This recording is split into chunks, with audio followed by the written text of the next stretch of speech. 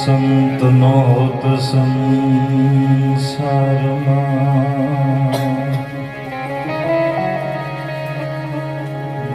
તો જલી જાત આખું બ્રહ્માંડ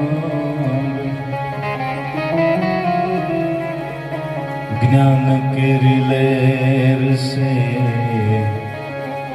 ये तो ठात ठामो ठाम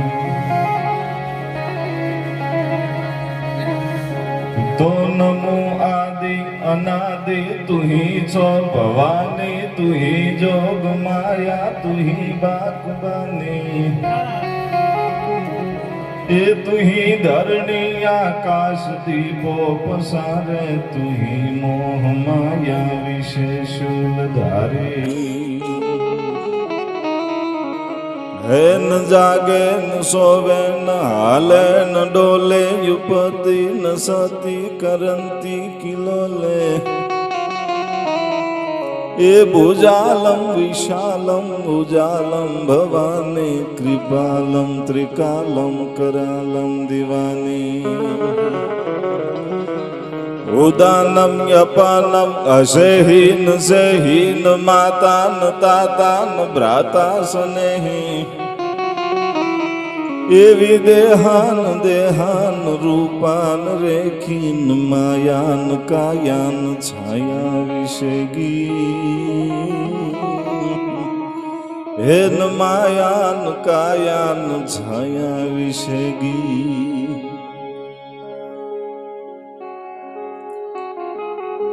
आवड़ खोडल आव आव मोगल मछराली अने मात आव मेलडी जाग ज्वाला डाली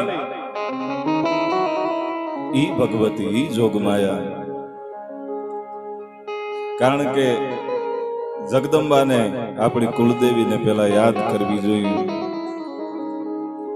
कारण के भगवान ने तो आपणे कायम मंदिरे जावू पड़े दर्शन करवा जाता होय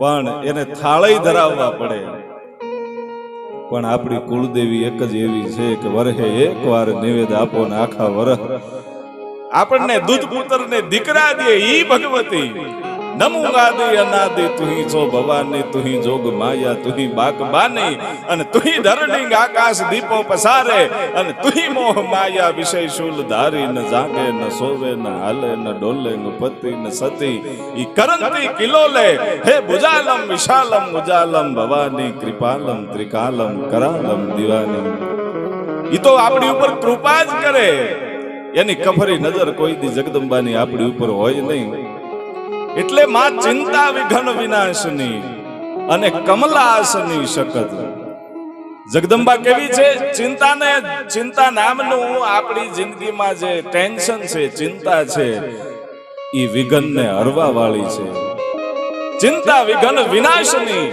ઈ વિઘનનો વિનાશ કરે અને કમલાસની શકત કમલનું જેને આસન છે વિષ હથી હંસવાહિની જેનો હંસ ઉપર અસવાર છે અને વીહ વીહ ભુજાળી છે વીહ વીહ હાથ છે ઈ જગદંબા ઈ ભગવતી તનુ એક મે કોટી બ્રહ્માંડ થાપે અને તનુ એક મે થાપે ઉથાપે ઈ જગદંબા ધારે તો ભગવાન ભોળિયાનાથ ને હેઠે હુરાવીને ઉપર પગ પણ મૂકી શકે ઈ જોગમાયા ન્યા ભોળાનાથ નું કાઈ નો હાલે तनु एक में कोटि ब्रह्मांड थापे एक क्षण ની અંદર આ બ્રહ્માંડ છે ને એને જેમ નાનકડો એવો છોકરો હાથમાં ફૂગો લઈને ફોડી નાખે એમાં બ્રહ્માંડને ફોડી નાખવાની એનામાં તાકાત છે એક પગ ખેબર ઘાટ ઉપર હોય તો બીજો ગિરનારની ઉપર હોય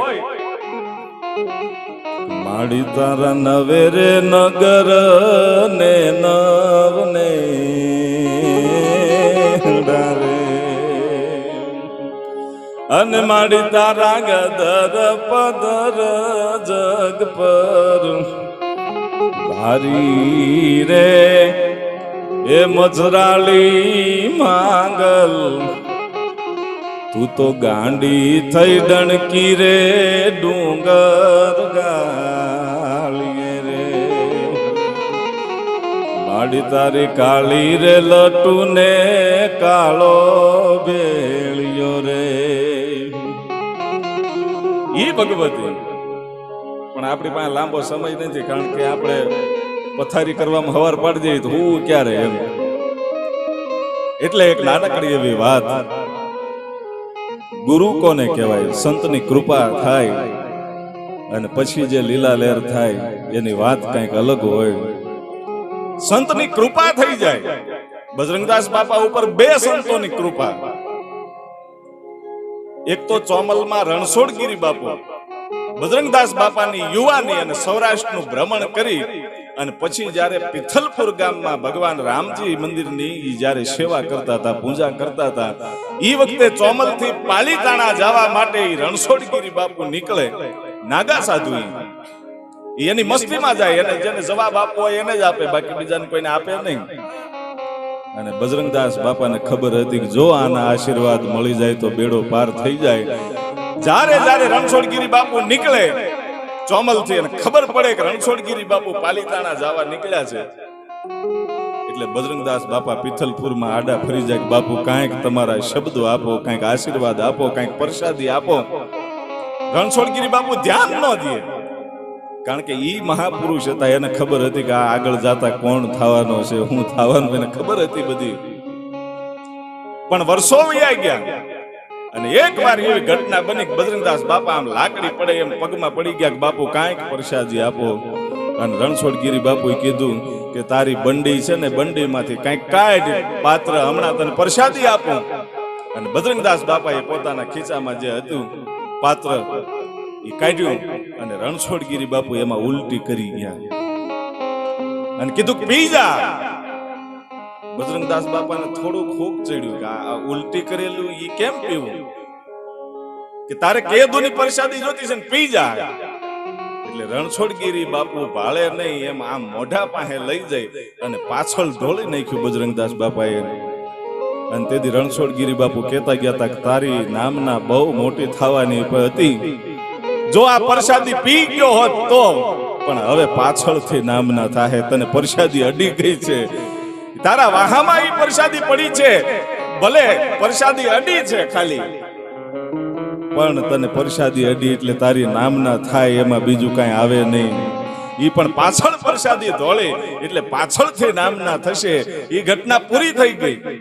અને બજરંગદાસ બાપાને સર્વપ્રથમ બંડી કોઈ આપી હોય તો હરિરામ બાપા ગોદડિયાના શિષ્ય રામદાસ બાપા ગોદડિયા એને ઈ બંડી પહેરાવેલી. કારણ કે વરસાદના ઠરતા ઠરતા ઢસાના રેલવે સ્ટેશન પાસેથી નીકળવું, ત્યાં ધર્મશાળામાં રામદાસ બાપા બેઠેલા અને એ લીમડા હેઠે જઈને સંતના દર્શન કરવા માટે બહાર ઉભા રહી ગયા બજરંગદાસ બાપા. આ બધી યુવાનીની વાત.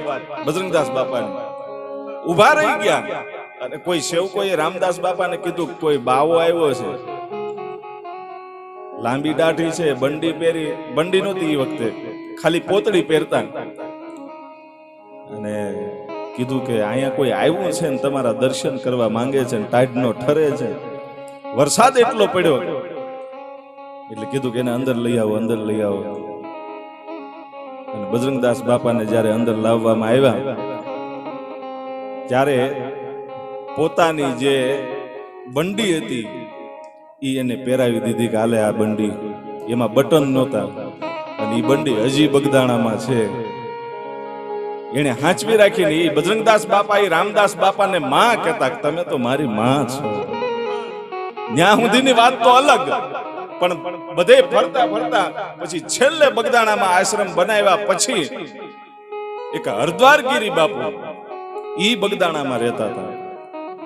ઈ તો બહુ મહાપુરુષ, ઠાર ઠાર એના પરચાઓ.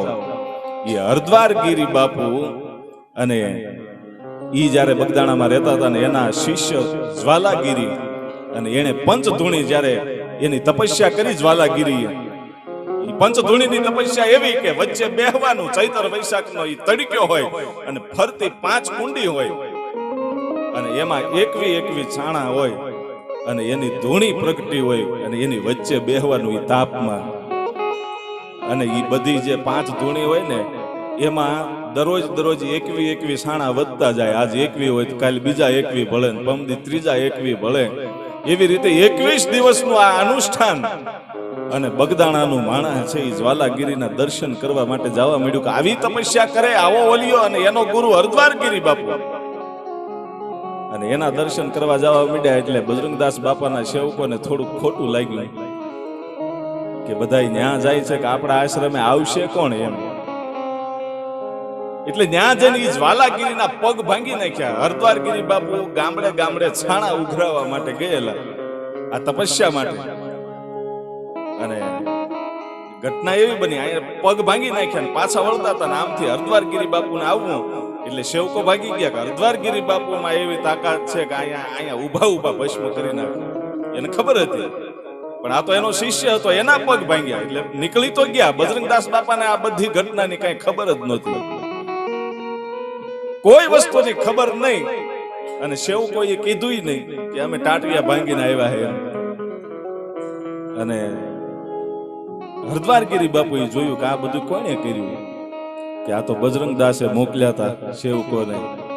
હે કે હા કાંઈ વાંધો નહીં, આ 21 દિવસનું અનુષ્ઠાન પૂરું થઈ જવા દો એકવાર, પછી હું લડી લઈશ હરદ્વારગીરી બાપુ.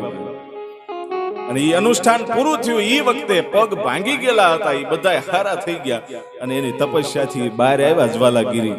એને કીધું કે હવે તમે તમારી ઝૂંપડીએ વયા જાઓ જગ્યાએ, હવે મારે લડવાનું છે. હરદ્વારગીરી બાપુ કહે છે. બગદાણાના એ વખતે નાનકડો એવો આશ્રમ ને બહાર આવીને બેસી ગયા. સવારથી એક પણ શબ્દ બોલવાનો નહીં. કોઈ સેવકોએ કીધું કે હરદ્વારગીરી બહાર બેઠા છે, અને બજરંગદાસ બાપા આવ્યા ને પગમાં પડી ગયા. બાપુ પધારો પધારો, તમે બહાર બેઠા તડક્યામાં, તમે આશ્રમમાં વહી આવો. સેવકો વિચાર કરે કે આ બાવલિયા જેવો આવો સંત આ હરદ્વારગીરીના પગમાં પડે. એટલે હરદ્વારગીરી એક પણ શબ્દ નથી બોલ્યા, ખાધું પીધું નહીં. 1 દિવસ 2 દિવસ ને 3 દિવસ ગયા. બજરંગદાસ બાપાની આંખોમાં આહુડા આવી ગયા કે હરદ્વારગીરી બાપુને શું ખોટું લાગ્યું. આવા મહાપુરુષને આપણું કઈ ખોટું લાગે, મેં તો કઈ કીધું નથી. અને એમાં અમુક દોઢ ડાયા હોય ને, આપણે કહીએ ને કે ડાયા હારા ને હળંગ ડાયા હારા, પણ દોઢ ડાયા નહીં હારા. એ દોઢા જ હાલતા હોય એમ. એટલે એને દાંત કાઢતા કાઢતા કીધું કે બાપુ કે એના શિષ્ય છે ને જ્વાલાગીરી, એના ટાટિયા અમે ભાંગી નાખ્યા, એટલે એ રિહાઈને અહીં બેઠો. હા બાવો. અન બજરંગદાસ બાપાને રીહ ચડી અને એક એક શિષ્યને પકડી પકડી અને મારી મારીને કાઢી મૂક્યા કે હવે જિંદગીમાં કોઈ દી અહીંયા આવતા નહીં. તમે એક સંતનું દિલ દુભાવ્યું છે, અને આ સંત કદાચ બગદાણું છોડીને વયો ગયો હોત ને તો આ બગદાણામાંથી રીધી સીધી વહી ગઈ હોત. તમે ભૂલ કરી છે, અને હવે કોઈ દી આશ્રમમાં આવતા નહીં. શિષ્યોને કાઢી મૂક્યા, એના ભક્તોને કાઢી મૂક્યા. અને પછી હરદ્વારગીરી બાપુ પાસે જઈને આહુડે બજરંગદાસ બાપા રોયા કે બાપા એકવાર મારા આશ્રમની અંદર પધારો. તમે કયો ઈ તમારી સેવા કરીએ, પણ એકવાર આવો તો ખરા. અને તેથી હરદ્વારગીરી બાપુ એટલું જ બોલ્યા હતા કે એક જ ગામમાં એક જંગલમાં 2 હાવજ હવે ન રહી શકે. કે હવે 2 હાવજ ન રહી કે તું રે ને હું જાઉં છું. કે નહીં બાપા, હું જવા નહીં દઉં. એકવાર તમારે મારા આશ્રમનું પાણી તો પીવું પડશે. બગદાણું છોડીને તમને જવા નહીં દઉં. અને હરદ્વારગીરી બાપુ માન્યા નહીં, નીકળી ગયા. આખું બગદાણા એની પાછળ ગયું. બાપુ પાછા વળી જાઓ. બાપુ પાછા વળ્યા નહીં, નીકળી ગયા. અને કળમોદર બાજુ જાતા હતા ને એમાં એક દારૂડિયો હામો મળ્યો. એટલે તરત હરદ્વારગીરી બાપુ ત્યાંથી પાછા વળી ગયા કે હવે કળમોદર નથી જવું. હવે ત્યાં જે બાજુમાં કોટિયા ગામ છે ત્યાં જઈને ધાર ઉપર ઝૂંપડી બનાવી અને સેવકો ત્યાં મીંડ્યા આવવા. કારણ કે બાપાના ઠાર ઠાર પરચા હતા. એ વખતે બજરંગદાસ બાપાનું અવડું નામ નહોતું. હરદ્વારગીરી બાપુના ઠાર ઠાર નામ, એના પરચા. અને પછી એક બ્રાહ્મણ એ દરરોજ બગદાણા અને કોટિયા ને એમાં બધે દિવેલ ઉઘરાવા માટે જાય સાયકલ લઈ. અને ખબર પડી કે હરદ્વારગીરી બાપુ અહીંયા છે કોટિયામાં. બજરંગદાસ બાપાને વાત કરી કે તમારે સમાધાન કરવું હોય, બાપુને રીઝવવા હોય તો કોટિયામાં છે. બજરંગદાસ બાપાએ ચિઠ્ઠી લખીને આપી કે હાલે આપી દેજે ચિઠ્ઠી હરદ્વારગીરી બાપુને. અને બ્રાહ્મણ ગયો, ચિઠ્ઠી આપી, બાપુએ વાંચી અને ખીચામાં નાખી દીધી. આવું એક વર્ષ હાલ્યું. દરરોજ બજરંગદાસ બાપા ચિઠ્ઠી લખે અને ચિઠ્ઠીમાં એવું લખે કે મારી ભૂલ નથી, તમે બગદાણામાં એકવાર પાછા પધારો. અને હરદ્વાર ગિરી બાપુ વાંચીને કાંઈ પણ જવાબ આપ્યા વગર ખીચામાં નાખી દે. એવી રીતે એક વર્ષ હાલ્યું. બજરંગદાસ બાપાએ નક્કી કરી લીધું હતું કે હવે જ્યાં સુધી જવાબ ન આપે ત્યાં સુધી ચિઠ્ઠીઓ તો મોકલવાની છે. અને છેલ્લે એક વર્ષ પછી ચિઠ્ઠી વાંચી અને હરદ્વાર ગિરી બાપુએ જવાબ મોકલ્યો કે આ બાવો હવે કોઈ દી બગદાણામાં નહીં આવે, વાટ જોતા નહીં બજરંગદાસ, હવે એ નહીં બને. એ હામી ચિઠ્ઠી લખી અને બજરંગદાસ બાપાએ વાંચી એટલે આખા બગદાણામાં જાહેર કરી દીધું કે હરદ્વાર ગિરી બાપુએ આપણને કીધું છે ત્યાં તેડવા જવાના છે. બજરંગદાસ બાપાએ આવું જાહેર કરી દીધું અને બળદ ગાડા ઘોડા રથ ને બધું તૈયાર થયું અને આખું ઈ બગદાણું છે ને બજરંગદાસ બાપા ને બધા એને તેડવા માટે જાતા હતા. કોટિયામાં કોઈએ સમાચાર આપ્યા એના સેવકોએ કે હરદ્વાર ગિરી બાપુને કહે છે કે તમને તેડવા માટે આવે છે બજરંગદાસ બાપા. હે કે હા. અને હરદ્વાર ગિરી બાપુએ હાથમાં લાકડી લીધી કે આજ ઈ નહીં ને કા હું નહીં, હવે બે માંથી એક જ બાવો રે, હવે બીજો બે નો રે. અને સેવકો વિચાર કરવા માંડ્યા કે બાવા બાવા બાંધવાના છે, હવે બાવા બાવા બાદ છે કે. અને બજરંગદાસ બાપાને કોઈ કીધું કે હવે તમારે જવા જેવું નથી, ત્યાં સમાધાન નહીં થાય, ત્યાં તો મર્ડર થવાના. બજરંગદાસ બાપા કે જે થવું હોય થાય, બાકી જાવું અને જાવું. અને હરદ્વાર ગિરી બાપુ ધોકો લઈને તૈયાર થઈ ગયા કે આવે એટલે ટાળી દઉં, કાં ઈ નહીં કાં હું નહીં. અને સેવકો તો વિચાર કરવા મળ્યા કે હમણાં બજરંગદાસ બાપા આવશે ત્યારે થાશે શું, આ હરદ્વાર ગિરી બાપુને આપણે કેવી રીતે રોકી શકશું બજરંગદાસ ને મારતા. અને બજરંગદાસ બાપા તે હામાં એવા છે, હવે આમાં કરવું શું? હજી નિર્ણય લે ત્યાં તો બજરંગદાસ બાપાના એ ગાડા છે એ ધાર ને નીચે આવી ગયા. બજરંગદાસ બાપા મીડ્યા સૌથી પહેલા એ ધાર ચડવા. અને સેવકો જોઈ રહ્યા કે હમણાં બાંધણ થવાની. અને હામી જયારે બજરંગદાસ બાપાની હરદ્વાર ગિરી બાપુની નજર ગઈ અને હામી ગડગડતી દોટ મૂકી. હરદ્વાર ગિરી બાપુએ લાકડીનો ઘા કરી દીધો અને બજરંગદાસ બાપાએ ત્યાંથી જ દોટ મૂકી. અને હરદ્વાર ગિરી બાપુએ ધાર ઉપરથી દોટ મૂકીને બે બથ ભરીને હામાં આહુડે રોયા. અને માણસોને આખા વિચાર ફરી ગયા કે હમણાં કેવું યુદ્ધ થઈ જવાનું હતું, કેવી બાધણ થઈ જવાની હતી. આમાં આખો દાખલો કઈક જુદો બેહી ગયો છે, હું કઈ સમજાતું નથી.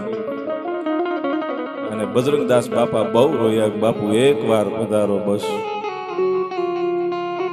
અને તેથી હરદ્વાર ગિરી બાપુએ એટલું જ કીધું કે તું થોડી મારી હોવ છો કે હું ન્યા આવું?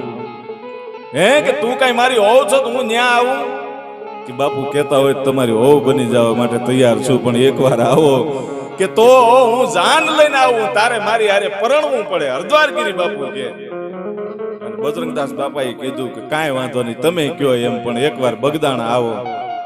અને હરદ્વાર ગિરી બાપુએ કહી દીધું કે દુલ્હન જેવા કપડા પહેરી લેજો, હું વરાજો બનીને આવીશ જાન લઈને. બધા મુહૂર્ત નીકળ્યા. અને બજરંગદાસ બાપાએ બગદાણાને કીધું કે હવે આશ્રમ શણગારો, એકદમ મંડપ નાખો, હરદ્વાર ગિરી બાપુની જાન આવવાની છે. અને હરદ્વાર ગિરી બાપુ વરાજો બન્યા. અને બજરંગદાસ બાપા ઈ હાડી પહેરીને ઈ દુલ્હન જેવા તૈયાર થયા. અને ગોરદાદાને બોલાવવામાં આવ્યા. અને કાયદેસર આખું બગદાણા અને આજુબાજુના ગામડાએ આ લગ્ન જોયા હતા. બજરંગદાસ બાપાના લગ્ન તો જોયા. અને પછી 11 દિવસ જાનને રોકી.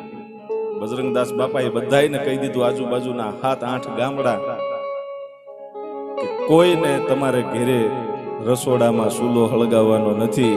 કામે જાતા હોય વયા જાજો, બપોરે ખાવા વયા આવજો, સવારે ચા પાણી પીવા વયા આવજો, ને સાંજે પાછા જમવા વયા આવજો. 11 દિવસ સુધી આવી રીતે બધાને જમાડ્યા. જેને કામકાજ હોય એને વયું જવાનું, જમવા અહીંયા વયા આવવાનું.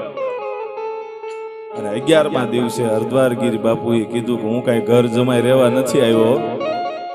હે કે હા? કે બાપા રોકાઈ જાવ ને? કે નહીં, મને એક વાતનો જવાબ આપ બજરંગદાસ. હરદ્વાર ગિરી બાપુ કહે કે શું? કે કોઈ પણ દીકરી પોતાના બાપનું આંગણું છોડીને હાહરિયામાં જાય તો એનો પતિ હોય ને એનો હક એના હાહરિયામાં કોઈ દી લાગે નહીં. દીકરીના બાપના સંપત્તિમાં કોઈ દી હક ન લાગે. કે હા વાત સાચી કે તો કે મારો અહીંયા બગદાણામાં હક લાગે ખરો કે બાપુ ન લાગે. કે તે મારી હારે લગ્ન કર્યા છે, તું તો મારી હોવ છો, તો મારી દરેક સંપત્તિમાં તારો ભાગ લાગી ગયો. આ બધી સંપત્તિ તારી થઈ ગઈ. કોઈ પણ દીકરી પરણીને જાય એટલે એનું ઘર, એટલે એ બધી સંપત્તિમાં એનો ભાગ પડે. કે બાપા તો તમે કહેવા શું માંગો છો કે મારી પાસે જેટલી સિદ્ધિઓ છે એ બધી હવે તને આપી દીધી બજરંગદાસ. આજ પછી આ હરદ્વાર ગીરીનો એક પણ પરચો ન હોય, પણ મને એક વચન આપજે કે કોઈ પણ જગ્યાએ અડધીક રાતને ટાણે કદાચ કોઈ યાદ કરે ને તો તારે જાવું પડશે. ઈ નાભીનો નાદ નીકળે ને તો જાવું પડે. અને આજ આ ગામડે ગામડે મઢિયું છે ને એ હરદ્વાર ગીરી બાપુના પરચાની આ એની સિદ્ધિઓની આ કઈક કમાણી છે. બજરંગદાસ બાપાની ગામડે ગામડે મઢિયું થઈ ગઈ એમને એમ નહીં. હરદ્વાર ગીરી બાપુએ પોતાની પાસે જે હતું એ બધું આપી દીધું હતું. પછી કોટિયા વૈયા ગયા અને કોટિયાનું માણસો પછી એને પગે નહોતું લાગતું, કારણ કે એની પાસે કઈ સિદ્ધિ હતી નહીં, એક પણ પરચો બતાવ્યો નહીં. પછી છેલ્લે આ કામળિયાની વડાળ આપણે રોડે નીકળીને જે આશ્રમ છે ને એ હરદ્વાર ગીરી બાપુનો આશ્રમ છે, ત્યાં જાજો, કારક દર્શન કરજો, તમને એક આનંદની અનુભૂતિ થાય કે આ કયો સંત હતો ને આ બગદાણાના બાવલિયાના ગામડે ગામડે ગુણગાન ગવાય, એની મઢુલિયું થાય. ઈ જેમ તેમ નથી થયું. ઈ તો આવા કોઈક મહાપુરુષના એની ઉપર આશીર્વાદ આવી ગયા હતા. અને બધી પાછી સહન કરવાની તેવડ હોય તો એ આશીર્વાદ મળે, નહીતર એમણામ ન મળે. આપણને આજે એમ લાગે કે બજરંગદાસ બાપા નથી, પણ બગદાણામાં મૂર્તિની સામે આમ તમે જોવો તો એમ થાય કે હમણાં બોલ્યા કે બોલશે. ઈ આ ધરતી એવી છે, ધીંગી છે ધરતી મારી રે આખા જગતે વખાણી. અરે રત્નોની ખાણ જ્યાં ભાળીને કવિઓની કલમો આલી. ધીંગી છે ધરતી મારી. આ ધરતીના વખાણ કરતા તો કવિઓની જીભુય થાકી ગઈ છે. હજારો વર્ષના જૂના ઇતિહાસ છે. આ ધરતી પોતાના પેટાળમાં હંગરીને બેઠી છે. અને એમાંનો એક નાનકડો એવો પ્રસંગ મને યાદ આવે કે આપણે કેવી ને કે આ સંત વૈયા ગયા, ઓલા વૈયા ગયા, એ ક્યાંય ગયા નથી. આત્મા તો અમર છે, ખાલી ખોળિયું બદલે છે. અને ક્યારે કેવા સંબંધમાં ઈ જીવ જાય ઈ કોઈને ખબર ન હોય. ઈ તો કોઈક ભક્તિ વાળો આત્મા હોય તો એને ખબર હોય કે ગયા જન્મમાં હું અહીંયા હતો, આમ હતો. જે મેં રણછોડગીરી બાપુની વાત કરી, એ રણછોડગીરી બાપુને આ પીપળી ગામમાંથી નીકળવું અને તડીકો ધોમ દખેલો અને અવેડો હતો ને અવેડામાં ડૂબકી મારી ગયા. કારણ કે પોતે નાગા સાધુ હતા, કપડા પહેરતા નહીં, વર વિખેળ વાળ હોય, દાઢી હોય, ગાંડા જેવો જ લાગે, કોઈ ઓળખે નહીં. અને અવેડામાં નાતા હતા. અને એમાં કોઈ ઘોડા વાળો નીકળ્યો અને એને કીધું કે એ ગાંડા બારો નીકળ, મારે ઘોડો પાવો છે. આને કઈ ધ્યાન જ ન દીધું, કારણ કે એ તો પોતાની મસ્તીમાં જીવવા વાળા હતા. રાતે ટાઢ લાગે ગમે એનું બળદગાડું લાવીને એના લાકડા હળગાવી દેતા. આવા મોજ મસ્તી વાળા બાપુ. અને રણછોડગીરી બાપુને 2 વખત કીધું કે એ ગાંડા બારો નીકળ. રણછોડગીરી બાપુ ધ્યાન ન આપ્યું ને એટલે ઘોડાને મારવાનું જે શેપકું આવે ને એવા 7 શેપકા માર્યા. અને 8મું જયારે મારવા ગયો ને ત્યારે રણછોડગીરી બાપુએ કીધું કે હવે તારા પૂરા થઈ ગયા, હવે તારો બદલો લેવાઈ ગયો. એ હું કામ એ બાપુ બોલ્યા હતા એ કોઈને ખબર નથી, પણ અમુક જાણકાર માણસો એમ કહે છે કે પૂર્વજન્મનું એવું કંઈક હશે કે આ બાપુએ આને શેપકા માર્યા હશે, એટલે આ હાથ થઈ ગયા એટલે કહી દીધું કે હવે તારા પૂરા થઈ ગયા. પછી બાપુ બોલ્યા અને તોય ઓલો સમજો નહીં. 8મું શેપકું માર્યું, કીધું ગાંડા બારો નીકળ. અને બારા નીકળી અને રણછોડગીરી બાપુએ એટલું કીધું કે તું ગાંડો, એમ કઈ નીકળી ગયા.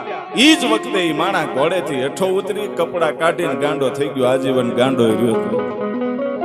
ખાલી સંતનો એક શબ્દ પડી જાય તું ગાંડો, એટલું જ બોલ્યા, બીજું કઈ બોલ્યા નહોતા. ત્યાંથી નીકળી ગયા હતા ને ઈ ખેડૂએ આ શબ્દને સાંભળ્યો હતો. એટલે સંતના આશીર્વાદ પડી જાય તો એવા હોય. અને સંતનો કદાચ સંતને કોઈ દી સંતાપાય નહીં, ભલે ગમે એ હોય. એ મહાપુરુષોના આવા કંઈક દાખલા છે. એટલે જે મારે પ્રસંગ તરફ જવું છે કે આત્મા છે એ અમર છે. આપણે આજ અહીંયા છીએ, કાલ ક્યાં હોય ખબર ન હોય, શરીર બદલે. એમ એક રાજમહેલ અને રાજા રાણી છે એ આમ હિંચકે છે, જરૂર છે. કારણ કે ગામની વચ્ચે મહેલ હોય. પહેલાના રજવાડામાં આવું હતું કે ચારે બાજુનું બધું દ્રશ્ય બતાય અને બધાયને રજવાડું નજીક પડે એવી રીતે ગોઠવણ કરવામાં આવતી. અને પાણી છેડાનો ત્યાં કેળો હતો. ગામના પાદરમાં જે વાય હતી ત્યાં બેનું દીકરીઓ બધી પાણી ભરવા જાય અને એમાં 4-5 સાહેલીઓને પાણીની હેલું લઈ અને ભરવા માટે જાવું. અને રાજા રાણી છે એ જરૂખે હિંચકે. અને એક પાછળ જે બાય આલી જતી હતી ને દીકરી, એની આમ નજર વહી ગઈ જરૂખા સામે અને રાજાની સામે દાંત કાઢ્યા. વાણિયાની દીકરી હતી અને વાણિયાની દીકરીએ માથા માથે હેલ હતી અને રાજાની સામે દાંત કાઢ્યા અને નીકળી ગઈ. અને રાજા વિચારમાં પડી ગયા, રૂવાડા બેઠા થઈ ગયા કે આ દીકરી કોણ અને હસવાનું કારણ શું? શું કામ? એના હસવામાં કંઈક રહસ્ય એને દેખાતું હતું. આમાં કંઈક મર્મ છે, આ મર્મ વાળું હસી છે. કાં તો મારામાં કંઈક કદરૂપ છે, કંઈક તકલીફ છે, એટલે એવી રીતે હસી હોય. એટલે રાણીને કીધું કે દીકરી જ્યારે પાછી પાણી ભરીને આવે ને, તમે ત્યાં હેઠે ઉભા રહ્યો નીચે, એને પૂછી લ્યો કે હસવાનું કારણ શું. અને એ પાછી આવી અને રાણી નીચે ઉભા હતા ને કીધું કે બેટા કોણ છો? કે વાણિયાની દીકરી છું, પિયરમાં આવી છું. હે કે હા, પિયરમાં આટો મારવા આવી છું. એમ કે હા, કે રાજાની સામે હસવાનું કારણ શું? એટલે એને વેણ વાળી લીધું કે બસ એ તો એમણે જોઈને દાંત આવી ગયા છે. કે નહીં, મારો પતિ આ ગામનો ધણી છે, રાજા છે. અને રાજા કોઈ દી એમણે ન બનાવી નાખ્યો હોય. એનામાં કંઈક તાકાત હોય, એનામાં એવી કંઈક શક્તિ હોય. અને પ્રજાના સુખમાં સુખ અને દુઃખમાં દુઃખ ભોગવવાની જેનામાં તાકાત હોય ને, એને જ રાજા બનાવવાનો હોય. અને એ જે શબ્દ બોલ્યો છે કે આ હસવામાં કંઈક રહસ્ય છે, કંઈક મર્મ છે, એનો જવાબ તારે આપવો પડશે. અને તેથી દીકરી એટલું બોલી હતી કે તમારે જવાબ સાંભળવો છે? કે હા. કે સાંભળો, એનો જવાબ નથી, જવાબ તો તમને બહુ મોડો મળવાનો છે. પણ હું હમણાં આ પાણીની હેલ ઘરે ખાલી કરીશ અને મારો 6 મહિનાનો દીકરો છે એના મોહાળમાં અહીંયા આવ્યો છે. હમણાં છેલ્લું એને ધાવણ દવરાવીને પાછી આવવાની છું. એ એનું ધાવણ છેલ્લું હશે. કે કાં કે હું પાણી ભરવા જઈશ બીજી હેલ, અને જ્યારે પાછી આવીશ ને ત્યારે તમારો આ રાજનો જે ઝરૂખો છે ને એની દિવાલ પડી જાહે ને એ મારી ઉપર પડશે અને મારો પ્રાણ પંખીડો વયું જાહે. હું મરી જઈશ અને પછી મારી 11મા 12મા દિવસે જ્યારે વિધિ થાય એના બપોર પછી હું હમળી થઈને તમારા રાજના ઝરૂખે ઉડતી હઈશું. તેથી પૂછી લેજો આ પ્રશ્ન કે હું કામ દાંત કાઢતી હતી. અને રાણીએ આવીને રાજાને વાત કરી કે આ દીકરી તો બધું આવું કે છે. રાજા દાંત કાઢવા મળ્યા કે એ તો એને કંઈક મગજમાં ફેર પડી ગયો હોય છે. આવી નકર મરવાની વાતો થોડી કરે કંઈ, કે રાજના ઝરૂખા એમ થોડા પડી જાય અને પછી પાછું હમળે બનીને આવવું એ એને અગાઉ થોડી ખબર પડી જાય. પણ આ તો પૂર્વ જન્મના ભજનની કંઈક તાકાત હોય તો અમુક જીવને ખબર પડી જાય. એમની દીકરી વહી ગઈ, પોતાના 6 મહિનાના દીકરાને છેલ્લું ધાવણ દવરાવી અને જ્યારે પાછી આવી અને પાણી ભરીને પાછી વળી ત્યારે રાજનો ઝરૂખો હકીકત એની ઉપર પડ્યો ને દીકરીના પ્રાણ પંખીડા વૈયાઈ ગયા. અને રાજા આ જોઈને આમ અચંબામાં પામી ગયો. ઓહો, આ દીકરી તો સાચું બોલીને વહી ગઈ. હવે તો એના હસવામાં શું રહસ્ય હતું એ જાણવું જ રહ્યું. હવે તો એના 11મા 12મા દિવસે વિધિ પૂરી થાય ને હમળી બનીને આવે તેથી એને હવે એ પ્રશ્ન પૂછવાનો રહ્યો. અને દીકરીની વિધિ બધી પૂરી થઈ અને બપોર પછીના સમયે એ હમળી મળી ઉડવા ભાઈ રાજના જરૂર છે. અન રાજા આવ્યો અને ખબર પડી ગઈ કે આ ઓલી દીકરી જ છે, વાણિયાની દીકરી હતી. હમળી બનીને આવી અને કીધું કે બેન હવે તો જવાબ દે. જવાબ જોઈ છે રાજા? કે હા. કે શેનો જવાબ જોઈ? કે તારા હસવામાં કંઈક રહસ્ય હતું, કંઈક મર્મ હતું, ઈ મારે જાણવું છે. એટલી બધી ઉતાવળ છે? કે હા જાણવું જ રહ્યું. આ વાત હવે મને મગજમાંથી જાહે નહીં. અને તેદી કીધું કે રાજા, એક વર્ષનો સમય જવા દો અને એક વર્ષ પછી આપણા ગામથી 7 ગાંવ દૂર જે બીજું રજવાડું છે, ઈ રજવાડામાં વાણિયાને ઘેરે એને તારીખ તિથિ સહિત બધું આપ્યું કે હું દીકરી તરીકે જન્મ લઈશ. દીકરી તરીકે જન્મ લઉં એના 3જા દિવસે તમે ત્યાં આવજો અને મને 3 હિસકા નાખીને આ પ્રશ્નનો જવાબ પૂછી લેજો. તમને જવાબ આપી દઈશ. એક વર્ષ વાટ જોવી પડશે આ જવાબ માટે. કે હા અત્યારે તો મારો હમળીનો અવતાર છે. એક વર્ષ પછી મારો આ અવતાર પૂરો થાય ને પછી મને પાછું મનુષ્ય યોનિમાં અવતાર મળે, હું વાણિયાની ઘેરે દીકરી તરીકે આવીશ. 7 ગાંવ દૂર ઈ રજવાડું અને એની જન્મની તિથિ બધું આપી દીધું. અને રાજાએ કીધું કાંઈ વાંધો નહીં, ભલે એક વર્ષ વાટ જોવી પડે પણ આ રહસ્ય તો જાણવું પડશે. અને એક વર્ષના વાણા વાઈ ગયા અને ખબર પડી કે જે તિથિ આ દીકરી આપી હતી ઈ તિથિ એ વાણિયાની ઘેરે દીકરી નાની થઈ. અને 3જા દિવસે પ્રધાનને પેલા મોકલ્યો કે કયો કરે રાજા આવે છે અને તમારી દીકરીને હિંચકો નાખવો છે. અને વાણિયો વિચારમાં પડી ગયો કે હામા ગામનો રજવાડાનો રાજા આપણી ઘેરે દીકરી નાની થઈ અને ખબર પડી ગઈ ને પાછો હિંચકો નાખવા આવવો, એટલે દીકરી બહુ મોટા ભાગ્યવાળી છે. એમ કે કાંઈ વાંધો નહીં, ભલે પધારે. અને રાજા આવ્યો અને કીધું કે હવે કોઈ અંદર રહેતા નહીં, માત્ર હું એકલો જઈશ દીકરીને હિંચકો નાખવા માટે. કાંઈ વાંધો નહીં, રાજાનો હુકમ હોય એ તો પાળવો પડે.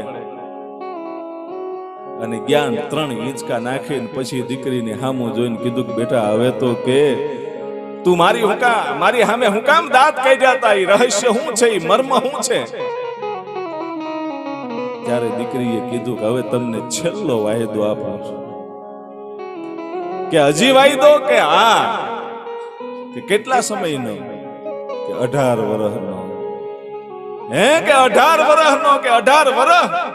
શું કામ?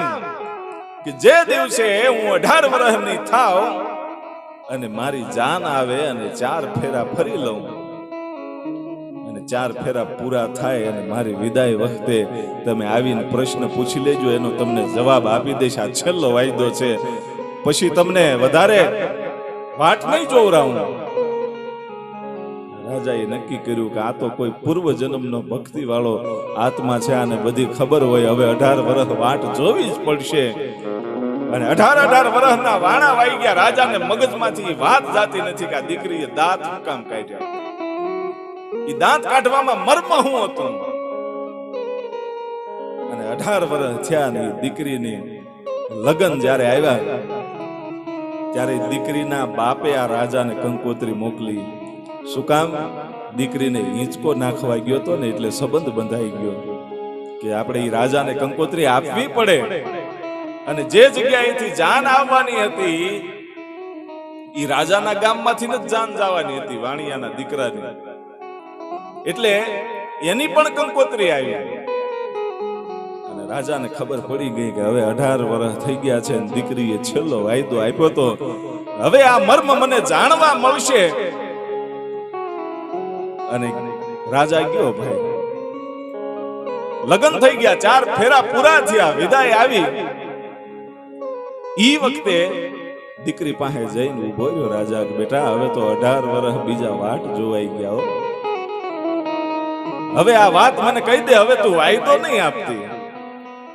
દીકરી કહે છે કે આ વાયદો પૂરો થઈ ગયો, આજ તમને તમારો જવાબ મળી જાહે.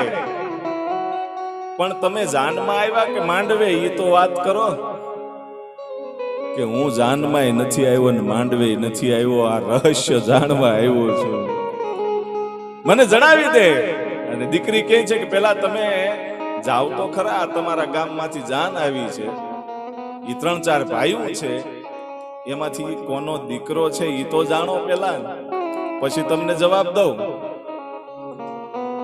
ઈ જે જાને અહીંયા હતા એના વડીલોને પૂછ્યું, બાપા કોનો દીકરો પરણાવવા માટે આવ્યા?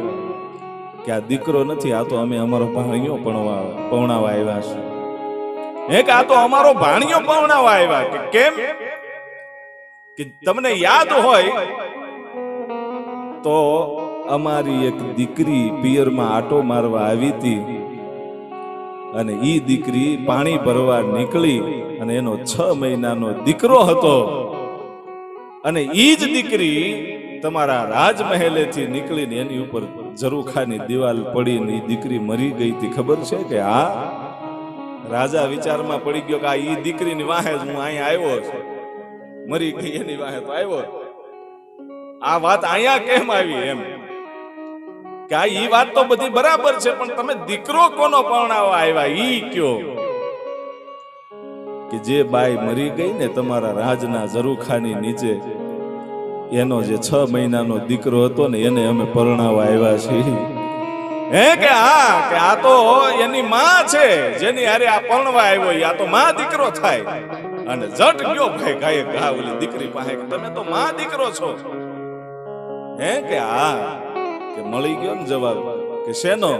કે તમે 2 જણા ઝરૂખે ઈચકતા હતા ને, ઈ તમે પૂર્વ જન્મમાં માં દીકરો જ હતા. એટલે આ બધું આટો ગોટો વાળીને પાછું આઈના જ બધું આવતું હોય, પણ શરીરના સંબંધ અલગ છે અને આત્માના સંબંધ અલગ છે. આત્મા અલગ હોય અને શરીર અલગ હોય. આત્મા તો અમર છે, શરીરને મરવાનું છે. એટલે છેલ્લે પછી આપણે હવે મુન્નાભાઈ ને ભગવાનભાઈ છે, થાળ બાળ ગાય અને ફરી વખત આપણે સંતવાણી તરફ જવું છે. વધારે મોડું નથી કરવું. એટલે આ મનસુખભાઈ અમારથી થાકી જાય, હલવાનું નથી એમ ને? હા હા હા.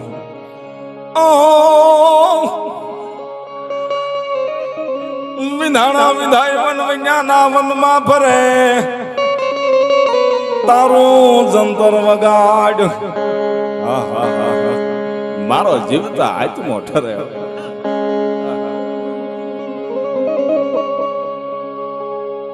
કાંજી બુટા બારોટ. પણ આ દુહો આપણને જો આપણી એક એક જે વસ્તુ છે ને, દુહો હોય કે ગીત હોય કે ગમે હોય, એમાં કાંઈક નું કાંઈક પડ્યું જ હોય. નાનું એવું ન હોય, બહુ મોટું હોય. પણ આ ટૂંકમાં હું તમને કહું કે જે આ દુહો મેં ગાયો ને, કે વિંધાણા વિંધાય અને વણ વિંધ્યા વનમાં ફરે, તું તારું જંતર વગાડ, મારો જીવતા આત્મો ઠરે. આની પાછળ બહુ મોટી ઘટના. એક દરબારનો દીકરો અને રજવાડામાં નોકરી કરે, અને એને માવતર બાવતર કાંઈ નહીં, એકલો હતો. પણ એના બાપાએ જે વહેવાળ કરેલું હતું સંબંધ, અને એના સસરા એટલા ખાનદાન કે ભલે એની પાછળ કાંઈ ન હોય, ભાંગલું તૂટલું મકાન છે, પણ દીકરી દીધી તો દીધી, એમાં બીજું કાંઈ આવે નહીં. લગ્ન કરી દીધા. પછી આ તો નોકરીએ વયો જાય, ભાંગલું તૂટલું દેશી નળિયા વાળું મકાન, બાઈ બિચારી એકલી રહે. અને પછી વિચાર આવ્યો કે એકલા એકલા રાત જાતી નથી, દિવસ તો વહી જાય, કરવું શું? ઈ ભાંગલા તૂટલા મકાનની પાછળ ઈ આખી વાડ હતી બાવળિયાની, અને એમાં જે વેલા ઉગ્યા હોય એમાં એક મોટું તુંબડું આવેલું. ઈ તુંબડાને તોડ્યું ને એનો રામસાગર બનાવ્યો, જે આપણે પેલાની ભાષામાં તંબુરો કહેતો. રામસાગર બનાવીને એક તાર લગાડી અને પછી કાયમ આખી રાત ઈ જંતર વગાડે. જે જંતર બનાવ્યું હતું ને ઈ જંતર વગાડે. એમાં એક જે કસ્તુરી મૃગ હોય ને, મૃગલો હરણ, એમાં કસ્તુરી હોય, એના કપાળમાંથી કસ્તુરી નીકળે, એની સુગંધ બહુ અલગ હોય, એની કિંમત પણ અવળી હોય. હવે એ કસ્તુરી મૃગ છે, ઈ આ જંતર સાંભળી ગયો અને આના ભાંગલા તૂટલા મકાનમાં આ બાઈ જ્યાં જંતર વગાડતી હતી ત્યાં આવીને હામો કસ્તુરી મૃગ આવીને બેહી ગયો. આ જંતર વગાડે ને ઓલો સાંભળે. અને પછી તો કાયમ આવું બનવા માંડ્યું. ઓલો કાયમ જંગલમાંથી દી હાથમાં વયો આવે ને આ જંતર વગાડે એટલે હામો બેસી જાય અને સાંભળે. સમય જાતા જાતા જાતા ઘટના એવી બનતી હતી કે આની ઘરે તો ગરીબાઈ હતી અને ઓલો તો બિચારો નોકરી કરતો હતો 4 રૂપિયા પગારમાં બીજા રજવાડામાં.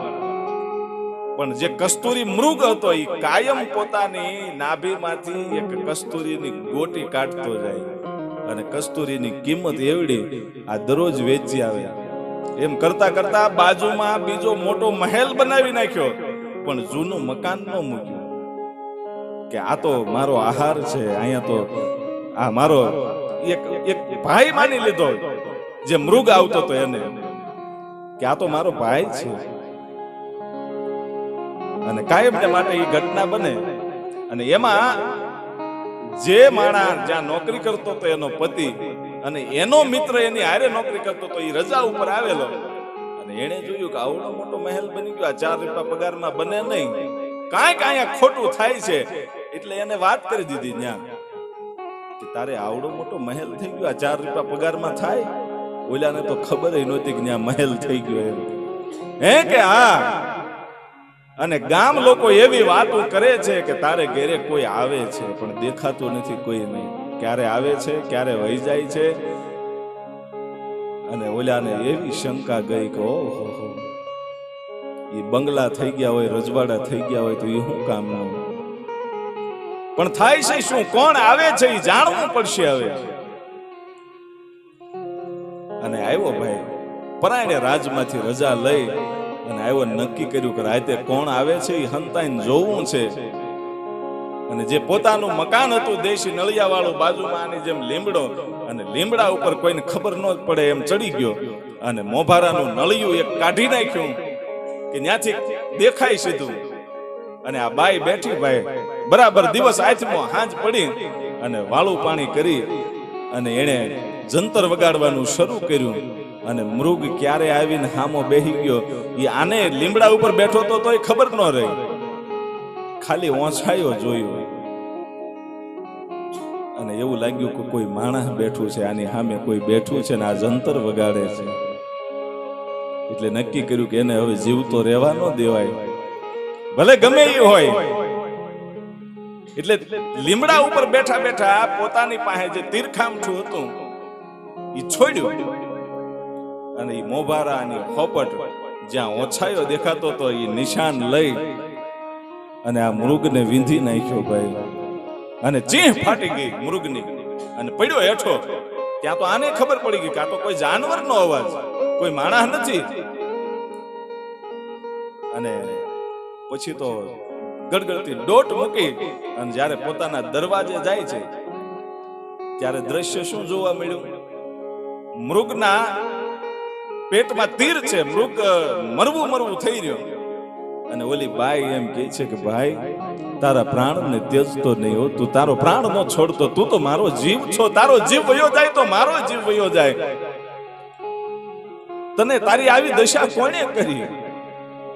અને એ બાઈ આંખોડે રોતી હતી ને ઓલો જોઈ ન હોય કે ઓહો મેં બહુ ખોટું કરી નાખ્યું, મેં મારી પત્ની ઉપર શંકા કરી. પેલા મારે સીધું અંદર વહી જવાની જરૂર હતી, આ મૃગને મારવાની જરૂર નહોતી. બાઈ બધી વાત કરે છે કે ભાઈ તે મને જે કસ્તુરીની ગોટીઓ આપી છે ને અત્યાર સુધી એના મહેલ બન્યા છે. ભાઈ આજ તું વયો જા તો હવે તારા વગર મારાથી જીવાય નહીં. મૃગની હારે વાતો કરે અને આ માણસ ધ્રુજવા મળ્યો કે બહુ ખોટું થઈ ગયું, આ મહેલો તો એટલા માટે થયા છે, હવે આની વગર કદાચ આ બાઈ જીવી નહીં શકે એવી હાલતમાં વહી ગઈ.